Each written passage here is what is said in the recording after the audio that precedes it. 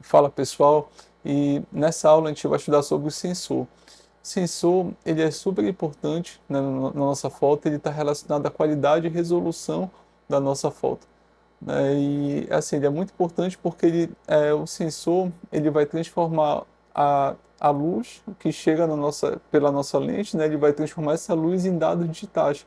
E é no sensor, como a gente já disse, é no sensor onde ficam os pixels, né, da nossa câmera. Então, os pixels, só para lembrar, são as menores unidades que formam a nossa foto, é como se fossem as células do nosso corpo. Uma coisa que é bem importante, né, a gente destacar é que a resolução e a qualidade da nossa foto, ela não tem a ver só com a quantidade de pixels, né, como a gente costuma às vezes pensar, né, a gente vê uma câmera de 200 megapixels, a gente fica, né, super, né, falar, essa câmera deve ser incrível, mas não, a gente é importante analisar a quantidade de pixel e o sensor. Né? É interessante ter uma relação entre o tamanho do sensor e a quantidade de pixel. Os principais sensores que a gente tem no mercado são os sensores full frame e os sensores APS-C, que a gente já vai ver uma imagem deles.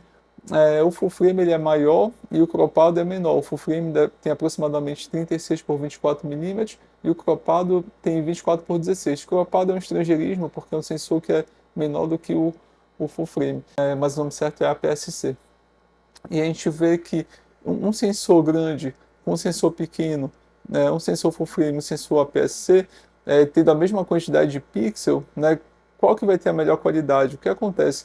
O sensor que é maior, que é o full frame, ele vai poder ter um pixel maior. E se o pixel é maior, vai caber mais informação dentro dele. Então, por isso que a questão da qualidade da foto não depende só da quantidade de pixels, depende também do tamanho do sensor. Porque mesmo tendo a mesma quantidade de pixels, se o sensor é maior, o pixel vai poder ser maior e vai ter, né, mais conteúdo, mais informação dentro desse pixel, resultando numa qualidade melhor. Né? Então, dito isso, né, cuidado com essas propagandas, destacando só a quantidade de pixel. Né? Pode ser até que realmente uma quantidade de pixel em sensores do mesmo tamanho vai resultar em mais detalhes, mas se for comparar com um sensor com um tamanho maior, aí o resultado vai ser diferente, né? Então, um sensor com um tamanho maior vai tender a ter mais qualidade, né, por conta disso, por possibilitar um pixel maior, né? Mas de qualquer maneira, eu acho que é muito interessante a gente acompanhar a evolução da inteligência artificial, que a gente vê, por exemplo, celulares que tem um sensor super pequeno, né, e mais com uma quantidade alta de pixel, conseguindo, né, entregar bastante nitidez por conta da IA, né, por conta da inteligência artificial. Então é interessante estar analisando, né, mas sempre tendo em mente isso, que os resultados vão ser diferentes. Se você vai gostar ou não, aí é bom colocar as imagens lado a lado para analisar. E aí, em relação aos sensores, olha, aqui tem tamanhos de sensores diferentes, olha, tem os celulares que são menor que a nossa unha. Isso aqui a gente está generalizando porque realmente tem sensores de celulares que são um pouquinho maior ou um pouquinho menor. Então, isso aqui é uma generalização, né? Só para a gente ter uma ideia. Então, sensor aqui dos celulares, a gente tem sensor o 4 terços, né, que a gente vai encontrar muitas vezes em câmeras super zoom, em algumas câmeras compactas também, que já é um sensor um pouquinho maior, como a gente vê aqui nos slides, né, esse, azul. E depois a gente tem o sensor APS-C, que novamente não é um tamanho padrão, tem alguns que são maiores ou menores, APS-C, mas é só para a gente ter uma ideia, né, o APS-C, e depois o full frame, que é o maior desses slides que a gente trouxe, então esse é o sensor que vai ser o maior. Aí a gente vai ver que os dois sensores, os sensores mais comuns que a gente está pesquisando vai ser ou o sensor full frame, né, que é mais ou menos 36 por 24 milímetros, ou o APS-C, que a gente pode chamar também de cropado. Vocês podem escutar por aí cropado, né? Cropado justamente porque é um crop, né, em inglês, aqui do sensor full frame. Ele é menor, é como se fosse um corte. Né? E aqui uma imagem, né, de uma câmera com sensor full frame, uma câmera com sensor cropado, e a gente vai entender melhor agora as diferenças, as vantagens e desvantagens de cada sensor. E os sensores que a gente vai estudar mais no curso básico é o sensor cropado, que é o APS-C, e o sensor full frame. Então, como a gente viu no slide anterior, o sensor APS-C, que é o cropado, eu vou chamar mais de cropado aqui, é um sensor menor. Sendo um sensor menor, olha, como dessa câmera é D7000, sendo um sensor menor, vai entrar menos luz e vai ter mais e vai ter chance de ter mais ruído na foto, né, para poder compensar essa falta de luz, né? Mas por outro lado, isso em relação ao sensor full frame, né, que é o sensor maior. Mas por outro lado, vai ser uma câmera mais leve, mais prática de manuseio e elas costumam ter o preço mais acessível também do que as câmeras com sensor full frame, né? Por outro lado, as câmeras de sensor full frame, elas como elas são, como o sensor é maior, vai possibilitar a entrada de mais luz, isso vai interferir diretamente na qualidade da foto. Elas tendem a ter uma qualidade melhor também porque o pixel, né, vai poder ser, por exemplo, comparando, como a gente falou anteriormente, comparando duas câmeras, uma com sensor full frame e uma com sensor APS, e com a mesma quantidade de pixel nas duas, o full frame vai tender a ter uma qualidade maior porque o pixel vai ser maior, né, ter um espaço maior para ele ficar lá dentro do sensor. Então a qualidade vai tender a ser melhor por conta disso. Por outro lado, né, vão ser câmeras mais caras, vão ser câmeras mais pesadas. Assim, a qualidade é muito boa, mas é analisar também essa questão de tudo que envolve, né, ter uma câmera mais cara, que não é só o corpo da câmera, as lentes também vão ser mais caras, elas vão gerar arquivos mais pesados, então vocês vão precisar também de um ecossistema melhor, por exemplo, de computador que suporte mais esses arquivos de HDs também que suporte esses arquivos. Então, tudo isso vai interferir na escolha de uma câmera, né, com sensor maior, com mais pixel. Tá? Então, isso é uma coisa para a gente ficar atento também. E aí a gente percebe que tem vantagens e desvantagens, né, entre uma câmera com sensor APS-C e uma câmera com sensor full frame. Né? Você tem que realmente pesar na balança. Aí eu coloquei aqui nos próximos slides para a gente ver tópicos para facilitar na nossa visualização, né? Então, por exemplo, em relação ao aproveitamento de luz, uma câmera com sensor full frame, ela vai ser melhor. Por quê? Porque o sensor é maior, então vai poder entrar mais luz, né? Então vai ter mais riqueza de detalhes, menos ruído, né? Isso é muito interessante. Aí, ok, em relação ao fator de corte, a gente vai estudar um pouquinho melhor na parte de lente, mas o fator de corte é assim, por exemplo, vocês estão me vendo aqui nessa tela inteira, né? E aqui está sendo gravado por um sensor, uma câmera com sensor full frame. Se fosse com uma câmera APS-C, a gravação, o corte da câmera ia estar mais ou menos aqui, assim, ó. Aqui, aqui e aqui. Né? Ia ser um corte menor. Né? Por quê? Porque o sensor é menor. Então, isso daí não chega, o fator de corte não chega a ser uma vantagem nem desvantagem. Realmente vale a pena você analisar, porque a gente percebe que uma câmera com sensor APS-C, ela dá uma sensação de que aproxima mais. Uma câmera com sensor full frame, ela dá uma sensação de que distancia um pouquinho mais porque ela tem um ângulo de visão mais amplo.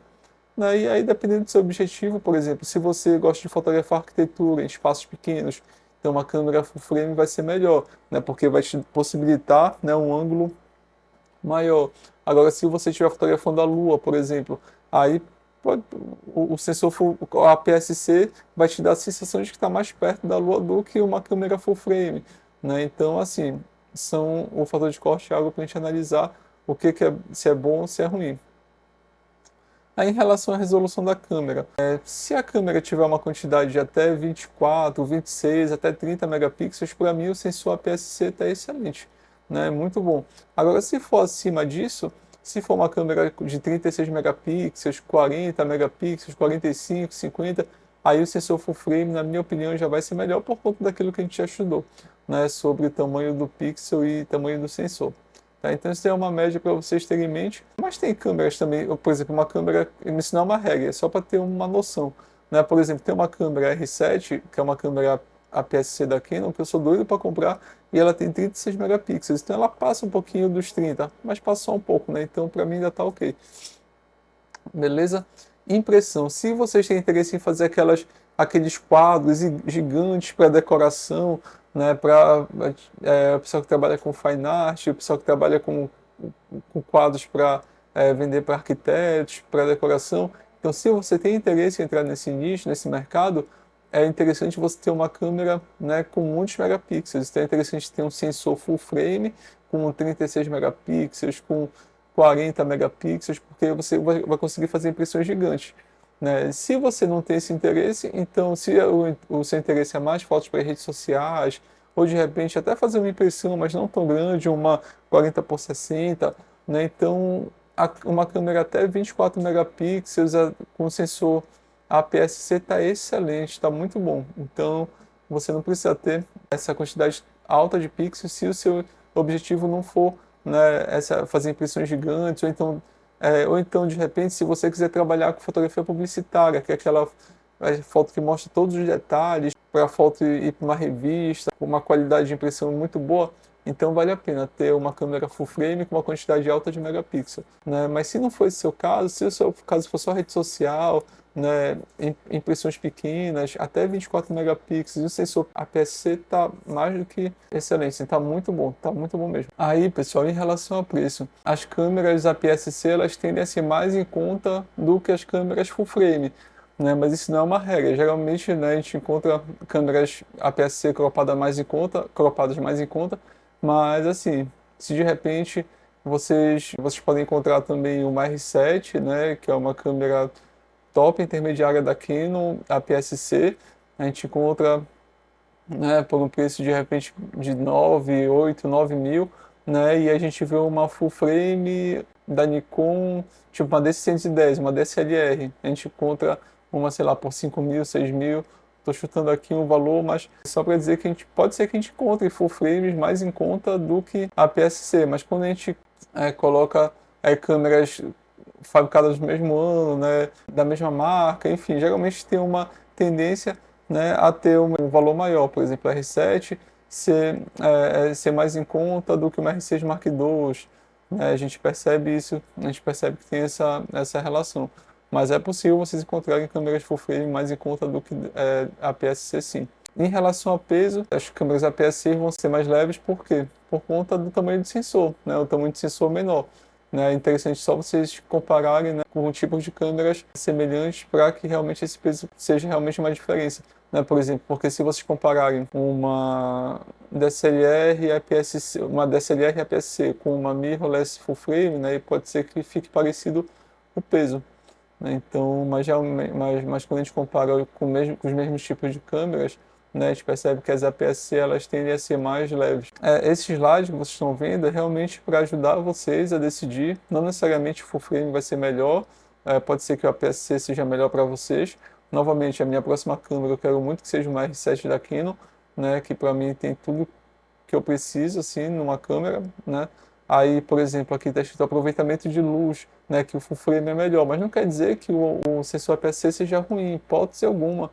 Né, a gente consegue fazer fotos à noite usando lentes claras, fazendo longa exposição com tripé, usando uma câmera APS-C. Né, isso aqui foi só uma maneira, né, de mostrar de maneira didática qual que seria melhor, né, nesses casos. Mas é possível a gente fazer trabalhos incríveis, tanto com APS-C quanto com full frame. Agora o que vale a pena é vocês colocarem lado a lado essas questões para saber o que vai ser melhor para vocês. E olha, aqui é uma imagem do fator de corte que eu queria mostrar também, né, só para exemplificar. Então a gente percebe aqui, olha, com o sensor full frame, a gente tem o registro da foto inteira, enquanto que no sensor APS-C a gente vai ter uma sensação de aproximação, né? Isso pode novamente ser um ponto bom, um ponto ruim, depende do tipo de foto que vocês gostam, depende do tipo de foto que vocês querem. Novamente, se vocês gostam de uma sensação de aproximação, olha, o APS-C parece que está mais próximo. E enquanto que o full frame, né, já valoriza mais os ângulos mais abertos. E uma coisa que é bem interessante também, só para contextualizar essa questão do peso que eu coloquei para vocês, uma vez estava dando aula, né, no curso básico, e aí tinha uma senhora que fazia parte da turma, aí eu emprestei a minha câmera, a minha D810, para ela fotografar.